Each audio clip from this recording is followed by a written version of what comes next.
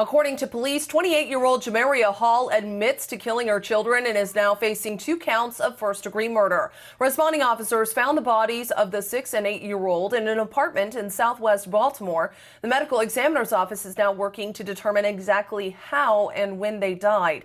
According to police, the bodies were in an early state of decomposition when they were found, and there were reports the children were seen as recently as last week. Hall is being held right now without bond.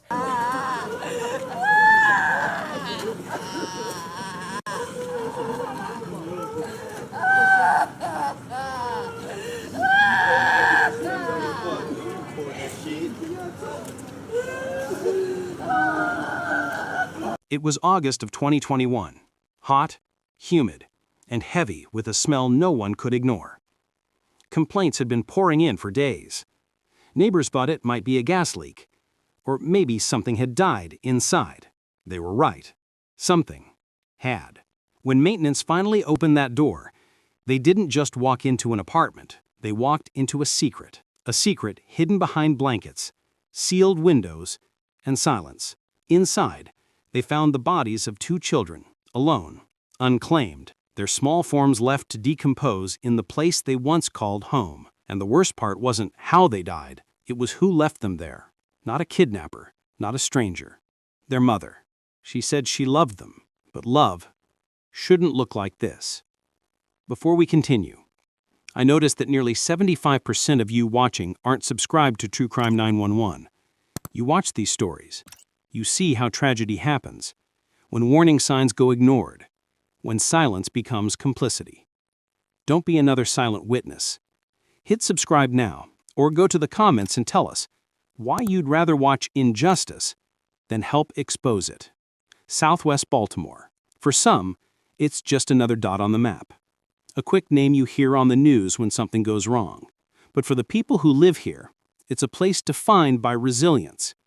A community that has learned to survive when resources are scarce, when opportunities slip away, and when help rarely comes fast, if it comes at all. Rows of aging brick buildings stretch across tired streets. Payday loans, boarded windows, corner markets that close before dark. Some call it high risk. Others call it home. Crime is part of the landscape here, not always dramatic, often quiet, hidden, threaded into everyday life. Struggling families, generations living under the same roof, mothers working 2 jobs, trying not to lose hope. Children learn too soon what danger feels like. But behind those headlines, behind the statistics, are real people, real stories, real pain. And somewhere inside one of these buildings, a mother named Jameria Hall was raising 2 young children, not in luxury, not in comfort, but in survival. To the outside world, Jameria was just another single mom, exhausted, overwhelmed, and trying to stay afloat.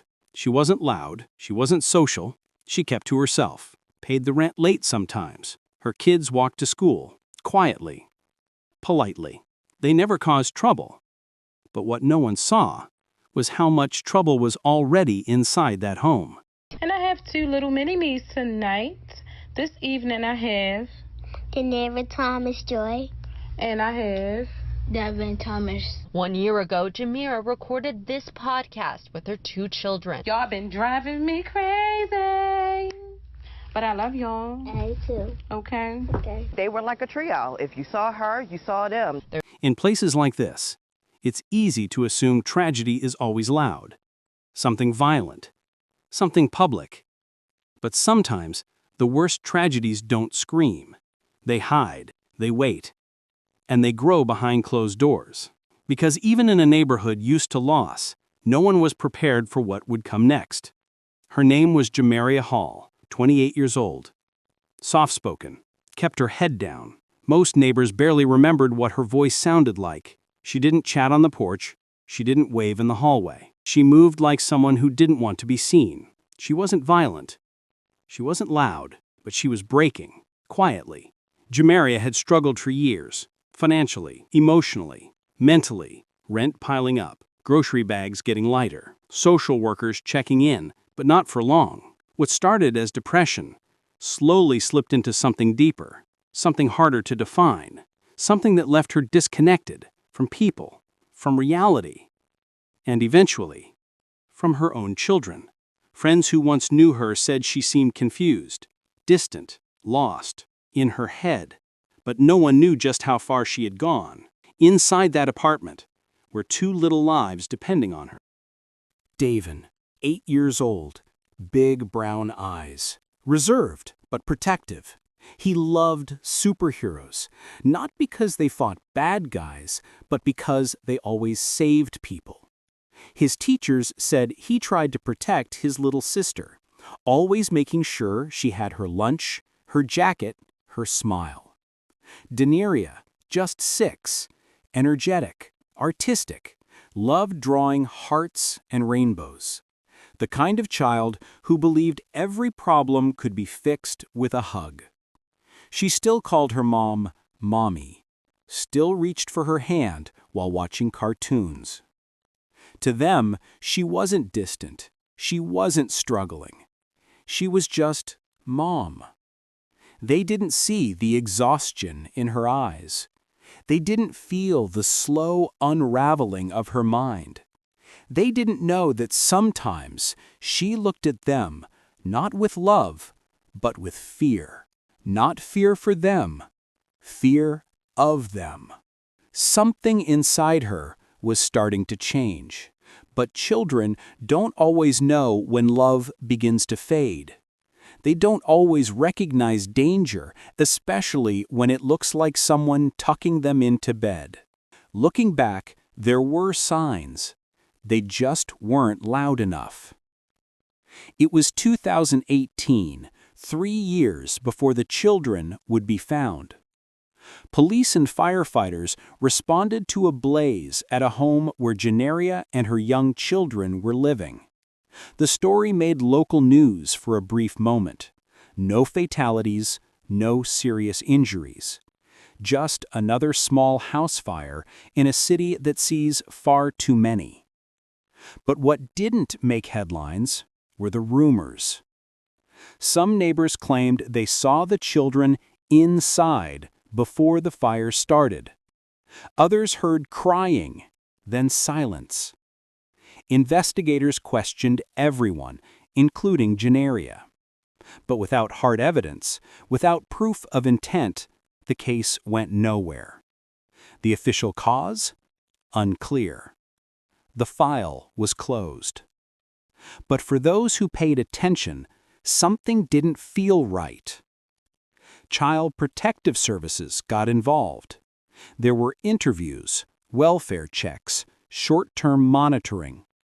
For a brief time, the children stayed with relatives, but there were no visible injuries, no confirmed threat, no immediate reason, at least legally, to keep them away.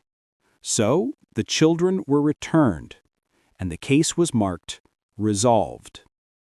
But what does resolved really mean? It didn't mean stable. It didn't mean safe. It didn't mean that whatever caused that fire had stopped. It just meant the system had moved on. Over the next few years, things slowly got worse. Jameria withdrew even further, mentally and emotionally. Neighbors noticed she spoke less. Some said she wandered outside at night, looking paranoid, staring at nothing. Others remembered seeing her children sitting outside alone for hours, waiting to be let back in. Bills piled up. Eviction notices slid under the door. And inside that home, reality was slipping. But no one saw the full picture. Not the neighbors, not the schools, not CPS. Because sometimes breakdown doesn't look like chaos. Sometimes it looks like silence. And that silence was getting dangerous. In the weeks leading up to August 2021, the signs became harder to ignore if anyone had been looking closely enough. Neighbors began noticing that Davin and Jameria weren't outside as much. The children who once played on the stoop, laughing and chasing each other, now seemed absent. Short glimpses through the blinds, shadows moving quickly, and then nothing. And there were other oddities. Windows covered with blankets, heavy drapes drawn tight during the day.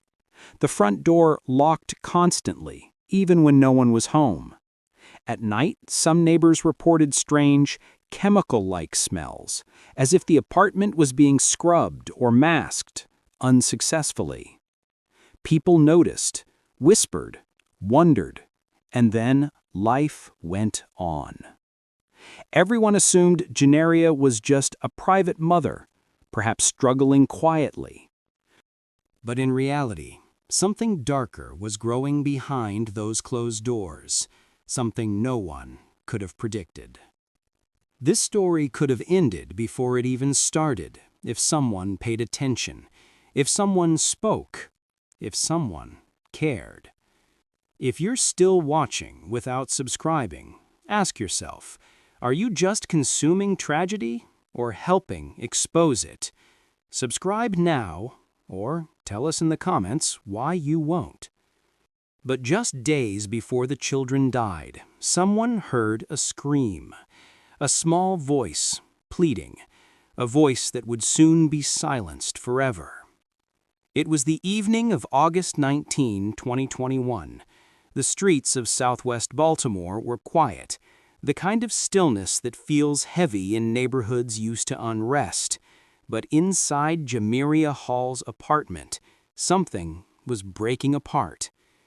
Neighbors would later recall a sound that still haunts them. A small, terrified voice echoing through the walls. "Mommy, no!" It was brief, sharp, filled with fear. And then, silence. The lights inside the apartment went out, not flickering, not dimming, out. The quiet that followed was unnatural, pressing, suffocating. Days later, first responders would describe the apartment as impossibly clean, almost sterile, but the smell lingered, an acrid chemical stench, like bleach or strong disinfectant, a smell that tried, and failed, to erase what had already happened. No one could have imagined that the sound of that scream would be the last cry for Davin and Denaria.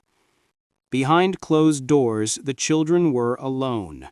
The mother, who once cradled them, fed them, tucked them in, had crossed a line that no one could take back.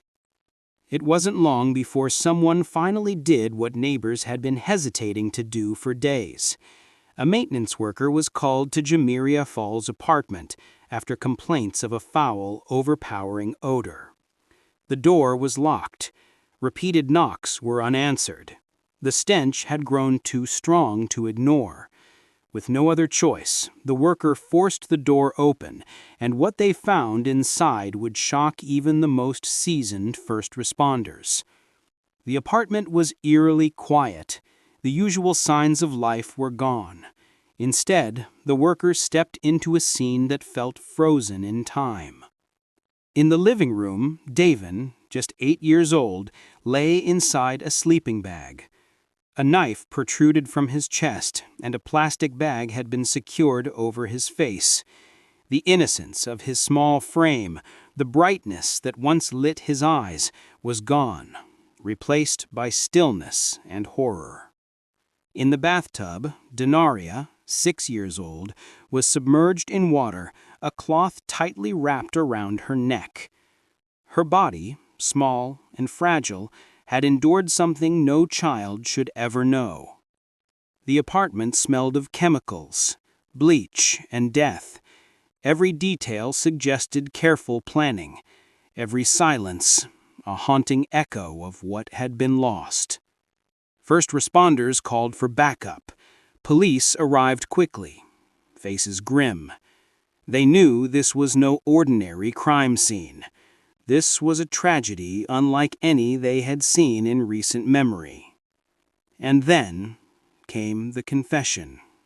Even after seeing the evidence, the mother, the one person expected to protect them, admitted to killing her own children. Now that the mother, 28-year-old Jameria Hall, is the suspect in this case, having confessed to murdering her children. The questions were immediate. Why? How? Could anything have stopped this? But even the investigators weren't prepared for what they were about to uncover next: the signs of premeditation, disconnection, and a mind unmoored from reality. After the discovery of Davin and Jameria, investigators brought Jameria Hall in for questioning. And then she said the words that would haunt everyone involved. I was protecting them. No tears, no tremor in her voice, no visible remorse, just calm, quiet, matter of fact. Police officers, seasoned veterans, struggled to process it. How could a mother calmly admit to ending the lives of her own children? How could someone say they were protecting the very children they had killed? The confession didn't answer the most pressing questions. It raised new ones. What had driven her to this point? Was it delusion, the unraveling of a mind overwhelmed by mental illness, or something darker, evil, deliberate, and calculated? Experts would later debate the signs. Hallucinations that made reality slippery, untrustworthy. Attempts to cover her actions, masking the crime with chemical odors and cleanliness. Evidence suggesting she may have even planned to burn the apartment, erasing what remained. It was a mind that blurred the line between tragedy and horror. But the court didn't just see a mother who killed. They saw something even darker. After the shocking confession, the case moved swiftly into the legal system. Jameria Hall was charged with first-degree murder, first-degree child abuse, and possession of a deadly weapon. The accusations were severe, the evidence overwhelming, and the tragedy undeniable. The prosecution painted a chilling picture. This was not a moment of panic, not an accident. They argued that the killings were premeditated, methodical, and staged, planned carefully, executed with precision, and masked to delay discovery. Every detail, from the placement of the children to the cleaning of the apartment, spoke to intention, not impulse. The defense, however, offered a very different story. Jameria, they said, was suffering from a severe psychotic break. Mental illness had overtaken her perception of reality. The children's deaths, while tragic, were the result of a mind unmoored, not of malice. The courtroom became a battleground between these two realities: premeditated murder versus mental collapse. Witnesses, neighbors, and psychologists weighed in. Everyone had an opinion. Everyone wondered, how do you measure guilt when the mind itself is fractured? If you believe these children deserved better, then don't just feel something, do something. Subscribe to True Crime 911 so their stories don't get buried like they did. And if you choose not to, type your reason below. Let the world know why silence feels safer. The courtroom drama didn't end with the charges. Experts were called to evaluate Jameria Hall's mental state, and their opinions couldn't have been more divided. One psychiatrist testified that she suffered from delusional schizophrenia, a severe mental illness that had distorted her perception of reality. To this doctor, the killings were the tragic result of a mind overwhelmed by psychosis. Another expert told a very different story. In their assessment, Jameria was faking her symptoms, deliberately manipulating the system to avoid full accountability. To them, it was a calculated deception masked as madness. The jury and judge faced an impossible task, determining how much of the crime was the product of illness and how much was intent. In the end, the court declared Jameria Hall not criminally responsible, citing her mental disorder. She was transferred to a psychiatric facility with no defined release date instead of a traditional prison sentence. The ruling ignited outrage, grief, and debate. Families of victims, neighbors, and the public asked, was she truly sick, incapable of understanding her actions, or was this pure evil, cleverly disguised? Should mental illness protect someone from prison after taking 2 innocent lives? The answers weren't simple. They weren't clean. Because this case didn't just question the law, it questioned our humanity. Outside the apartment, the neighborhood mourned. Small toys were left on the steps. Candles flickered in the evening breeze, and hastily drawn pictures of hearts and rainbows were taped to the brick walls. Each item a silent memorial to Davin and Jameria, children who had lived and died in a place meant to protect them. The community also turned its gaze to the system. Social services, law enforcement, and those entrusted with the safety of children were under fire. People asked the same question over and over. How did this slip through the cracks? Could the tragedy have been prevented if someone had truly noticed, truly acted? The lives of these children ended not in a stranger's basement, not in a kidnapping, not in some distant horror story, but in the one place they should have been safest, their own home, with their own mother. If this story moved you, if it shook you, know this. Making these videos takes hours of research, investigation, and care to honor the victims, to tell their story properly, and to reveal the truth behind the headlines. Subscribe to True Crime 911, not just to watch, but to help shine light on stories that deserve to be remembered. And if you choose not to subscribe, we want to hear from you. Leave a comment explaining why. Tell us why silence feels safer than action. Do you believe justice was truly served in this case? Does mental illness excuse murder, or does accountability remain? Think carefully. Share your thoughts, because these questions don't just stay in the courtroom. They echo in every home, every community, and every mind that hears this story.